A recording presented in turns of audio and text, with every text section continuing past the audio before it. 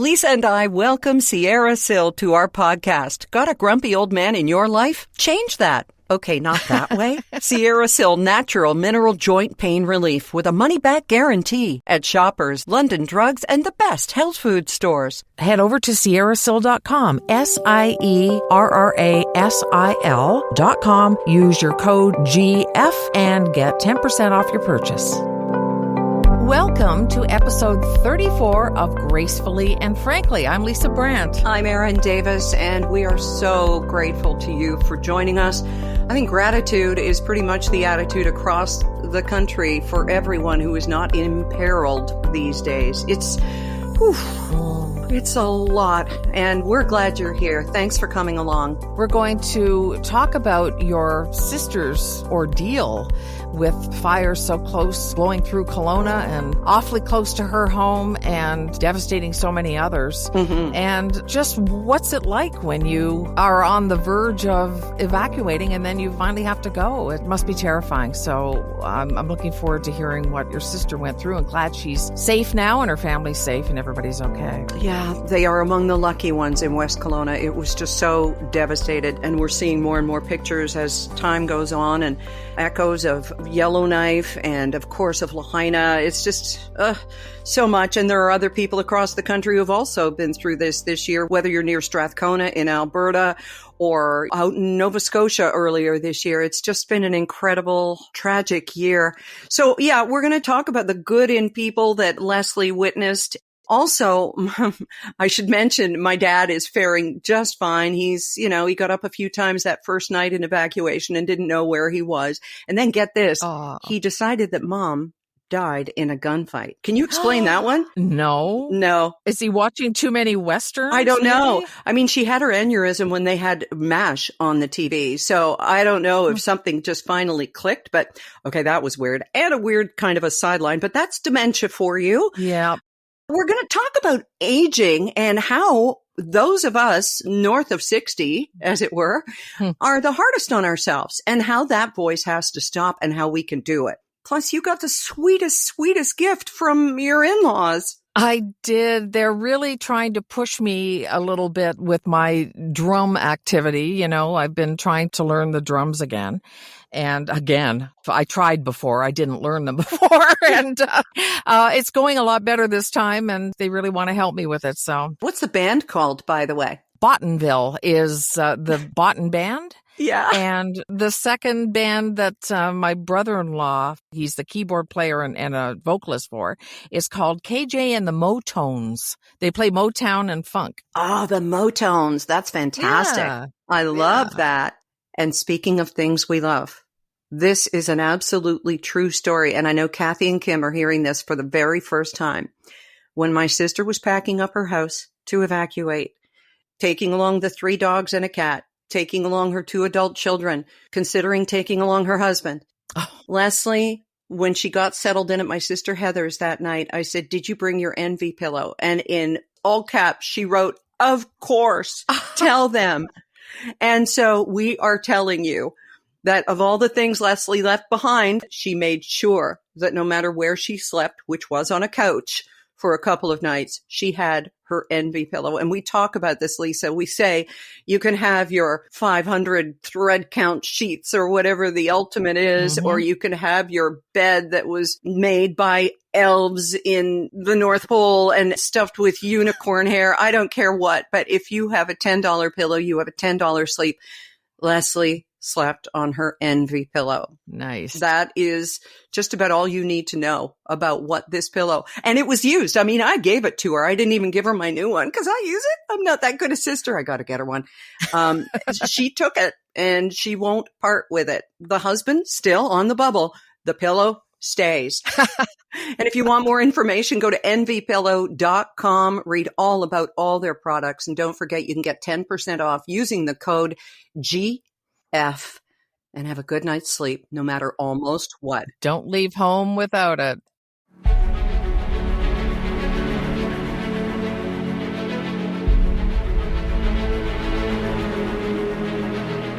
You know, it really seems like the world, our part of the world anyway, is on freaking fire lately. It's outrageous.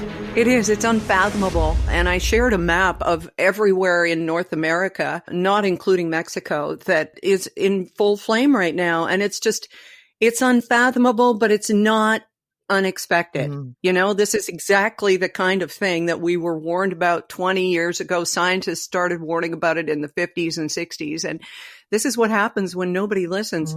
Lisa, what do you say to people who say, well, yeah, but it was arson? Or a laser? Oh my God, the laser thing. I mean, and they say there's proof. There's one born every minute, and lately it seems every second. Despite yelling at the occasional flag bearer, I don't engage. I mean, there's a conspiracy theory for every moment. I try and figure out why they grab onto these things instead of, even a doctor will say to you, when you go in, I went in with this little mole thing, and the easiest answer is usually the right one, Yeah, it's Occam's razor. Yeah, you don't have to go digging into, space lasers, and people just continue to disappoint me. I just move on. What do you do? I let it accumulate and then I just blast. That's kind of the way I am. Two things. Rob and I always say this, and that is, if you hear hoofbeats, don't look for a zebra. It's going to be a horse or some apocalyptic unicorn. But there's another saying that I came across the other day, and I thought of you, and I thought of me, and I thought of family conflicts that people have and that sort of thing. And it is, distance is my new response. I don't return energy. I remove myself. And it sounds like that's what you're doing. And that sounds like stoicism. And that sounds exactly like what I saw in my sister Leslie last week. It was awe-inspiring to see how she handled the extreme stress and terror of watching and then waiting to be on an evacuation alert. It was something else. I can't imagine. So how much warning did she get before they had to go? Well, Thursday night, she and I were on Facebook Messenger together, and it was video. And I was basically sitting outside keeping her company. Her kids were coming and going as well. She has 2 adult children and one child who's her husband. And love you, Paul. They were watching 2 mountains away. There's one ridge before theirs. They live on Shannon Lake Ridge area. So it is a ridge they're on. But on the one ridge past, it was in full flame. And there was flare-ups or candling, as they call it. And there were helicopters doing their little bucket dumps, which just, oh my goodness, it looks like spitting on an inferno from a distance. These poor heroic souls trying to stop this. So I was keeping her company for about an hour, I guess, until about 2 a.m. And she was just like, oh my God. Oh my God. You see it coming in real time, and yet you can't take it in. So there were evacuation watches, and this is when, okay, not you yet, keep your stuff ready, get yourself ready. You're going to probably have to go. And some of the ways that were tools for her, which I found fascinating, was this Facebook page, Friends of Shannon Lake. And I was able to log on that using her address. And people were watching, saying, okay, where are you? Has it hit you yet? Are you evacuated? What do we do? What are we supposed? All of these questions. So it was really a community square. And there was some misinformation that had been picked up on a local news site called Castanet, which has been invaluable, like what radio used to be for everybody. So there's websites, there's Facebook pages, neighbors helping neighbors, neighbors looking at other neighbors' Ring cameras, Lisa, so they could see the fire and how close it was and see the bears walking by. So that's how they kind of kept their cool that night. Her son stayed up all night with a watch on things. They tried to sleep. Now, the next morning, after repeated pleas from her other 3 sisters to get out before the evacuation order and the RCMP knock at your door, she had someone who came to take away their little brand new teardrop trailer that had been sheltering cozily in their garage. And she had just put a plea out there and got 5 responses from people saying, I'll take your trailer wherever you need it to go. So that was amazing, the way people step up. And so Leslie followed the guy with her trailer and had a carload full of stuff and went over the snail pace bridge to Kelowna across Okanagan Lake to where my other older sister, Heather, lives. She and her husband opened up their home to Leslie and her family of 5 adults, including my father and 4 pets. And then Leslie went back, and then she and her husband brought back the whole family and all their stuff before the evacuation order came. We were all so grateful. What would you do, Lisa? And I ask our listener what he or she, probably she, would do too. Would you stay in your house and wait for that order, or do you get out before it comes? It's hard to say if you're not in that moment, right? It is. And I find a lot of what irritates me on social media is people saying, well, I would do this, and they've never done it. So I try not to do that too. But I would have to think safety is paramount, right? Leslie strikes me, I don't know her really well, but I know her a bit. And she strikes me as just a practical, smart warrior, and that she would just want to make sure that everybody is safe. I don't see any benefit in staying behind, especially if you're pretty sure you're going to be ordered out. What do you think? I agree. Like, what are you waiting for? Now, her husband took the complete opposite. You're being paranoid. You're overreacting. We're going to be fine. But he continued to do his delivery. He and Leslie and a few employees have a very small mom and pop concierge service, and they deliver booze, other recreational products, mostly groceries. And so many of their clientele's homes are now completely gone. Right. But for those to whom they delivered regularly, Paul was still making deliveries. On Friday night, he got a $260 tip on a case of beer and a bottle of whiskey. I mean, people want to face the apocalypse blitzed, I guess. I don't know. And again, who are we to judge, right? Oh, man. I mean, there comes a time when you just shut it down, and I don't know. Anyway, that's Paul. I don't know Paul at all. You know Paul. The short story is that they got back, they returned home on Sunday, and there is no running water. They are under a no consume order. That's not a boil water order. That is no consume. Mm-hmm. Don't use water for anything but flushing. Mm-hmm. And so that was hard to explain to Dad. And of course, the kids want their showers and everything else. And I said, Leslie, you've got a hot tub. Go in there. Don't take your soap, but at least kind of get cleaned off. And she said, yeah, oh yeah. And breathe the air. The air is so acrid and thick, and we know now there is long-term damage done from breathing heavy smoke like that. She couldn't even see around her neighborhood the tier of homes up above her, whether they were even there when she got back. It's just, it's been such a worry, Lisa. Yeah. Are they going to get out? Are they going to be safe? But, family stepped up. And then, of course, the flames jumped the lake. Yeah. And then Heather's place is there watching. Fortunately, the fire was a ways away. And so we saw the area where my mom and dad used to live. We saw it up in flames.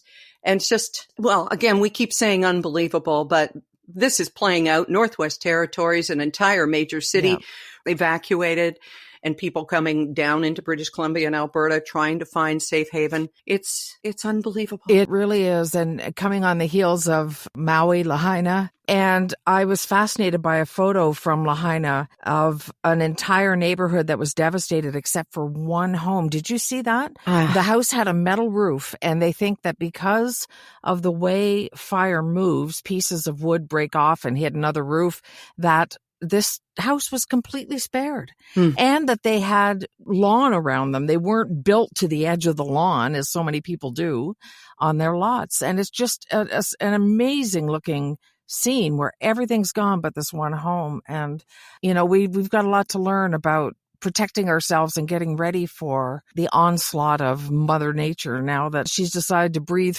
more fire on everybody. It's just, I lost a home to fire years and years ago, just a single house fire. It certainly wasn't on this scale. It was just our home that burned, but there's just no way to describe it until you go through it. Every season you realize, I haven't got that. I haven't got that. Oh, it's incredible what these people are going to have to go through, the trauma of it, the insurance fights, all the other stuff. Adding pain on top of loss. Oh, my heart goes out to them.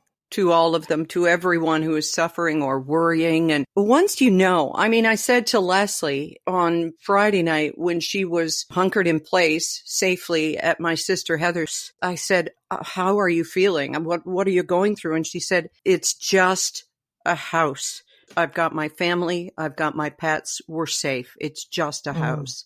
That's the best attitude to have, but it's not an easy one. No, and there are people who aren't like the peripatetic Davises who move every 2 years, whether we need to or not. Who, they clear out every time they move. But for people who have had that home for 40, 50, 60 years, and that was their everything, and there are going to be people without insurance. Yeah. Anyway, we've talked about the fires for a long time. And of course, the Canadian Red Cross is taking donations to help in Northwest Territories, in Yellowknife, to help in Kelowna, West Kelowna, every other place that has been devastated by fire. And earlier this year, of course, by floods. It's just people say, oh, the Bible predicted this. Well, you know what? So did Al Gore. So I don't know if Nostradamus said something about it too, for that matter. But the fact is science, and you can feel about it how you want. But this is happening, and it's been predicted. And if we're not at the, we're effed part of the scale, we're getting pretty damn close. It's been a really, really tough couple of weeks. And I am not making this about me by any means. But when you love and care for someone who is in peril, I mean, pretty much everybody knows this feeling, right?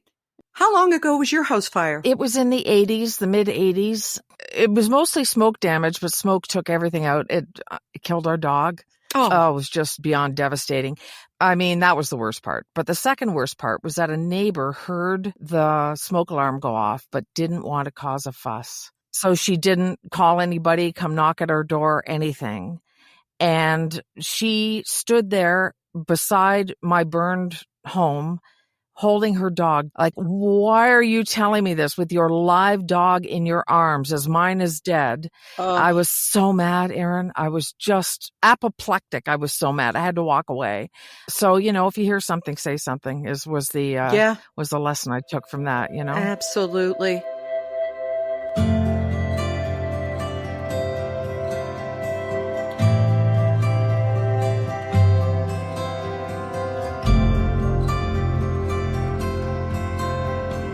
Well, since you come from the 10th most polite city in Canada, according to a recent survey, I think that I should show some manners and let you decide what we talk about next.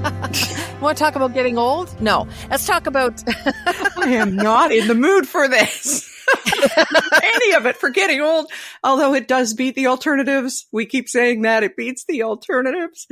It's funny that you found this article about how negative thoughts about aging, how much they affect people's perception of you, your perception of people, the discrimination you may or may not face. And I was thinking about this very thing the other day because I had it in my head for the last few years that I shouldn't wear anything above the knee. Okay. But you've got great legs. What are you talking about? I just stopped wearing anything above the knee. Shorts, skirt, you name it. And this summer and a little bit last summer, I thought, what is the matter with me? Like, it's not like I'm wearing a thong on the beach or a mini skirt or something. And I realized it was just all in my head. I thought, you're 60 now. Enough with the knees. Enough with those sexy knees. Putting them out there. Making the 90-year-old men go wild. Look at those gims. But it's true. It was all in my head. No one has ever said anything or made me feel anyway. It was all in my head. And I wonder what else I've put in my head about getting older. Oh my God. Yeah. And there's that old saying that if the voice inside your head was someone sitting in your passenger seat talking to you like that, you'd have pulled over and thrown them out of the car a long time ago. I don't know if I'd even pull over. Yeah, right. Not even a slow roll. Get out. But the thing with you, I mean, your arms, I'm jealous of your arms, and your legs are fantastic. You've got toned calves. You're not all, sagging and sad like mine are. That's my judgment. Rob wouldn't dare say it. But you do you. I mean, you got great legs. Do what you want, for heaven's sake. And I don't care if I had elephant legs. Like, I mean, it doesn't matter. It just doesn't matter. It's got to be. I'm always saying to younger women, wear the short dress, wear the trendy clothes, do all that stuff, because there will come a time when you think that's not appropriate anymore. So do it now. And then I thought, why am I stopping this? I do remember a saleswoman at a radio station I worked at 100 years ago who was in probably close to 70, and she used to wear mini skirts, like mini skirts, and high heels. And it was not flattering. You do you, but it really was head turning in the wrong way. Okay. And I guess she sort of came to mind, and I thought, 60s here. I've got gray hair, but I think I've gotten over it now. So again, it's a limiting thought of my own.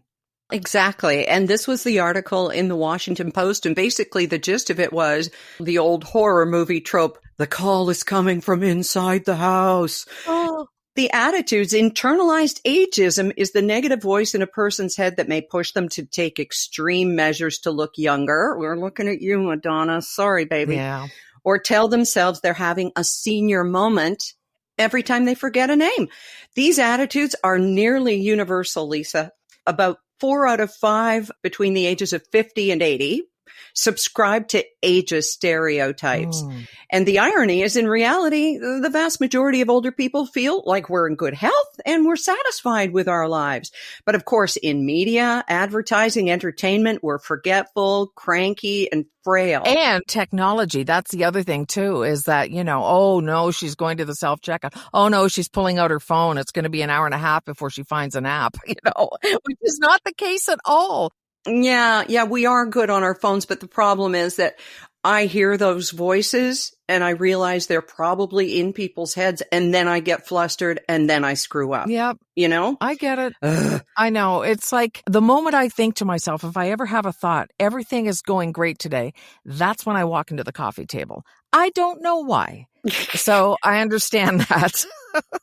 Well, the good news is, in another study, Lisa, they found that people who had internalized more positive age beliefs on average lived 7.5 years longer. Wow. And when you think decline is inevitable, you're less motivated to take your medicine, eat well, and exercise. We might as well die. Feeling bad about getting old can lower your self-confidence. Hello, that's you with your skirts, which can make people withdraw. Oh, sure. And makes people want to retire early. Yeah. And negative emotions about aging can actually raise people's biological stress levels. And guess what? They put you more at risk for heart disease and stroke. So as Cher said to Nicolas Cage, snap out of it. Wow. And we've got to do that. Yeah. Right. Negative thoughts as a whole are not great for you anyway, but a lot of people don't even realize they're having them or that they can change them, right? I mean, sometimes it's just so systemic and so ingrained that you have to really do a lot of work to fight them. But went out with my shorts on the weekend, felt great. Actually, I feel younger. We're not wearing under the cheek cutoffs or anything. They're still appropriate. Or your juicy sweatpants. Yeah, I hear you. Which I have never had. But yeah, and it really did make a difference. I did feel better and I felt, I don't know, more like I belonged. Well, there are some actual tips, Lisa, to help us to hang up on that phone call coming inside the house. Recognize ageism. If we're not aware of some of that messaging, it's hard to resist it and question it and not take it in. Shift the blame from age to ageism. If you go to a doctor and they say, well, your knee hurts because you're getting older, well, then why does my other knee not hurt? Right. Okay. And then the patient pushed on for an MRI and got one. And challenge messages that are against aging in advertising, politics, and everyday conversations. Right. I don't care how old the leader of a country is if he's doing the job right and doesn't have his finger on the button all the time. A lot of those stereotypes are just that. They're stereotypes. And we are younger than our grandparents were at this age, if you know what I mean. Oh, hell yeah. We're more active. And I have a nephew, and I believe I brought him up before, who thinks age is something to joke about. And I said, where do you think you're going? If you keep eating and breathing, you're going to get here. Then what? Knock it off. And I will say that to him in those words. And we have a laugh. Ha, ha, ha.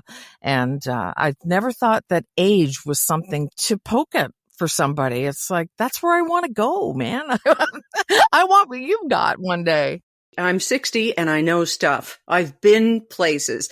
And there's also actual, careful, it's science, but it is, that shows that the next generation, they are going to be the first to see a decline in longevity And it's because of so many factors, environment, health, and all of the things that we are kind of paying attention to, especially in terms of getting fitter as we age and the things that we're doing to change the trajectory. But that has to happen too. You're not going to live forever. Right. And so if you want to have a longer life and a better last third of your life, the time to change is now. And we're doing that. So quit making fun. We don't like you.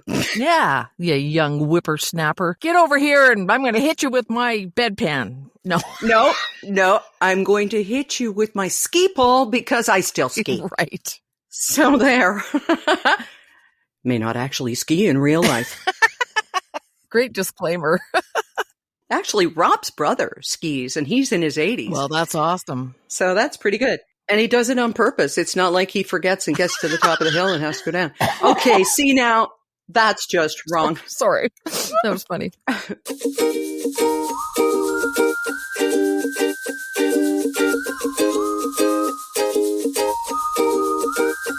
Well, I'm doing this from a hotel room. It's actually kind of a cottagey thing. And Rob's on the bed next to me and Dottie is all curled up and they're both being very, very good and they'll get a treat.